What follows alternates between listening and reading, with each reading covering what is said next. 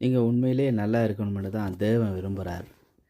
ஆனால் உங்களை சுற்றி இருக்கிறவங்களெல்லாம் நீங்கள் நல்லா இருக்கணும்னு தான் விரும்புகிறாங்களேன்னா அப்படி இல்லை. அண்மையில் சன் நியூஸில் ஒரு செய்தியை பார்த்தேன். ஒருத்தர் செத்து போயிட்டார் அப்படின்னு ஊரில் இருக்கிற எல்லாருக்குமே ஃபோன் பண்ணி உறவினருக்கு தகவல் சொல்லியிருக்கு. இவர் எங்கேயோ மதுரை பக்கம் இருந்திருக்காரு. ஆனால் உறவினர்கள்லாம் மெட்ராஸ் பக்கம் இருந்து வந்திருக்கிறாங்க. தூக்கி ஐஸ் பெட்டிக்குள்ளே செத்து போனவர் வச்சப்ப அவர் ஃப்ரீசர் காரணமாக அவர் கொஞ்ச நேரத்திலேயே வெளியில் வந்துட்டார் ஐஸ் பெட்டியிலேருந்து. பாவம். உடனடியாக இவர் சாகலில் உயிர்த்து தான் இருக்கிறாருன்னு மறுபடியும் கொண்டு போய் ஆஸ்பத்திரியில் கொண்டு போய் சேர்த்தாச்சு. சிகிச்சை போடுறதுக்கு மறுபடியும் ஏற்பாடும் பண்ணியாச்சு. ஆனால் அங்கேருந்து புறப்பட்டு வந்த உறவினர்கள், என்னப்பா சாவு விட்டு கூப்பிட்டாங்க, அவன் நல்லா இருக்கிறான் பாரு, இங்கே வேலையெல்லாம் மெனக்கெட்டு போச்சு அப்படி இப்படின்னு சண்டை பிடிச்சிட்டு திரும்பி போகிறாங்க. உண்மையிலேயே நீங்கள் சாவு வீட்டுக்கு துக்கத்தோடு தான் வந்தீங்களா அப்படின்னா இல்லை, செத்து போயிட்டானா அப்படின்னு பார்க்க தான் வந்த மாதிரி தோணுச்சு.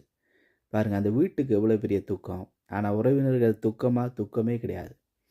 இதே மாதிரி தான் 11 வயசு உள்ள சிறு வயது பிள்ளையை கர்த்தராகிய இயேசு கிறிஸ்து உயிரோடு எழுப்பினார். உயிரோடு எழுப்பக்கு முதல்ல அந்த தகப்பன் இயேசு கிறிஸ்துவனிடத்தில் கதறி கெஞ்சி கதறினான், ஐயோ என் பிள்ளையை எழுப்பி விடுங்கண்டு.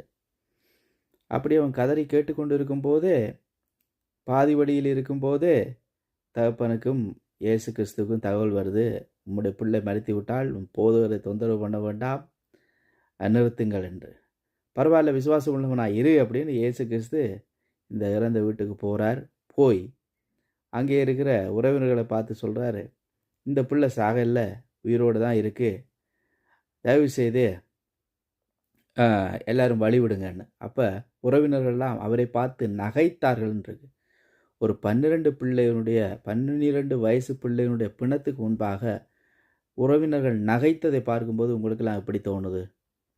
இவர்கள் உண்மையிலே உறவினர்களா? உண்மையிலே இவர் நேசிக்கிறார்களா?